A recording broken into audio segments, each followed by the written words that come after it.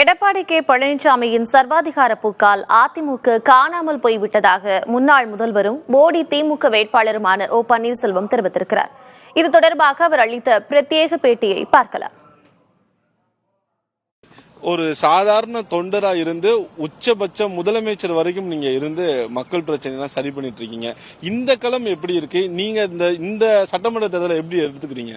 இந்த சட்டமன்ற தேர்தலை பொறுத்தவரை கடந்த 5 ஆண்டு காலம் ஒரு சிறப்பான ஆட்சியை, திராவிட மாடல் ஆட்சியை மதசார்பற்ற கூட்டணியின் வெற்றி கூட்டணியின் சார்பாக வெற்றி பெற்ற நமது மாண்புமிகு முதலமைச்சர் அவர்கள் கொடுத்த வாக்குறுதிகளை முழுமையாக நிறைவேற்றிய திருப்தி மக்களுக்கு இருக்கிறது. ஆகவே எங்களுடைய பயணம், தேர்தல் பயணம் சிரமமில்லாமல் மக்களுடைய கோரிக்கைகளை நிறைவேற்றிய ஆட்சி நடைபெற்றுக் கொண்டிருக்கிறது. அதன் சார்பாக வேட்பாளர் வந்திருக்கிறார். அவருக்கு உரிய மரியாதை தந்து அவருக்கு எங்களுடைய வாக்கெல்லாம் அவருக்கே நாங்கள் அளிப்போம் என்ற உறுதியோடு சொல்லிக் கொண்டிருக்கிறார். இந்த தேர்தலில் இளைஞர்களின் வாக்கெல்லாம் பிரியும். தமிழக வெற்றி கழக தலைவர் விஜய் தான் இளைஞருடைய வாக்கெல்லாம் எடுத்துப்பான்னு சொல்றாங்க. களத்துக்கு போகும்போது இளைஞருடைய வாக்கெல்லாம் யாருக்கு வருதுன்னு சொல்றாங்க. யங்ஸ்டர்ஸ் உங்கள்ட்ட என்ன எப்படி ரிசீவ் பண்றாங்க? அது நீங்க தான் சொல்லிட்டு இருக்கீங்க, பத்திரிகை மற்றும் தொலைக்காட்சி நண்பர்கள். ஆனால் எங்கள் பக்கம் மட்டுமல்லாமல் தமிழகம் முழுமைக்கும் மதசார்பற்ற முற்போக்கு கூட்டணியுடைய தலைவர் திரு ஸ்டாலின் அவர்களுக்கு மிகுந்த மரியாதையோடு மக்கள் சொல்வதை செய்கின்றார் என்ற மனப்பக்குவத்தில் இருக்கிறார்கள். ஆகவே எந்தவித குறைபாடும் இல்லை. தேர்தல் பிரச்சாரத்தை நாங்கள் முழு சுதந்திரமாக தேர்தல் பிரச்சாரத்தை நடத்தி கொண்டிருக்கிறோம். ஓகே, திராவிட முன்னேற்ற கழகத்தில் ஓபிஎஸ் இந்த வார்த்தையை உங்க தொண்டர்கள் எப்படி ஃபர்ஸ்ட் டைம் எப்படி எடுத்துக்கிட்டாங்க? அவங்களுக்கு நீங்க சொல்லக்கூடிய அட்வைஸ் அப்படின்னா என்னவா இருந்தது? நான் அனைத்து இந்திய அண்ணா முன்னேற்ற கழகத்தில் பல பதவிகளை பெற்றிருக்கிறேன். நானாக அதிமுக வெளியேறவில்லை, வெளியேற்றப்பட்டேன். அநியாயமாக வெளியேற்றப்பட்டேன்.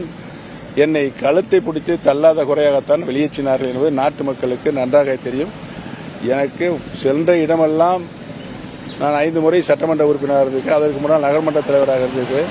சென்ற இடமெல்லாம் எனக்கு வழங்கப்பட்ட எடப்பாடி பழனிசாமி வழங்கப்பட்ட அநீதிக்கு ஒரு தீர்வை மக்கள் தருவார்கள்.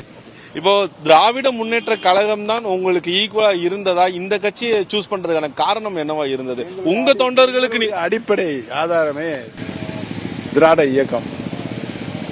தந்தை பெரியார், பேரிஞர் அண்ணா, முத்தமிழ் அறிஞர் கலைஞர் 72 தலைவர் கட்சி ஆரம்பிக்கும் முன்னாலே நாங்கள் அனைவரும் திராவிட முன்னேற்ற கழகம் தானே. இன்னைக்கு அதிமுக கட்சி எல்லாம் போச்சு. அது எடப்பாடியுடைய தவறான அணுகுமுறை, தவறான சர்வாதிகார போக்கு, ஆணவம், இவையெல்லாம் ஒன்று சேர்ந்து இன்றைக்கு கட்சியை குளிதோடி புதைத்து விட்டார்கள். எடப்பாடி பழனிசாமிக்கு இந்த நேர்காணல் மூலமா நீங்க சொல்லக்கூடிய செய்தி அப்படின்னா என்னவா இருக்கும்? எடப்பாடி பழனிசாமி எந்த காலத்திலுமே அரசியல் உச்சநிலையை தொட முடியாது. அதனால அவருக்கு அறிவுரை சொன்னா கேட்க மாட்டார். அறிவுரை சொல்ற கண்டாலே அவருக்கு பிடிக்காது. போடி சட்டமன்ற தொகுதி மக்கள் எப்படி பாக்குறாங்க இந்த காலத்தை? போடி சட்டமன்ற தொகுதி மக்கள் என்றைக்குமே என் மீது ஒரு நல்ல பார்வைதான் வைத்திருக்கிறார்கள். தவறான பாதையில் பன்னீர்செல்வம் போக மாட்டார் என்பதும், என்ன சொல்லுகிறோமோ அதை செய்து கொடுக்கிற இடத்தில் அவர் இருக்கிறார், செய்து கொடுப்பார் நம்பிக்கை இருக்கிறது என்பதை தெரிவித்துக் கொள்கிறேன்.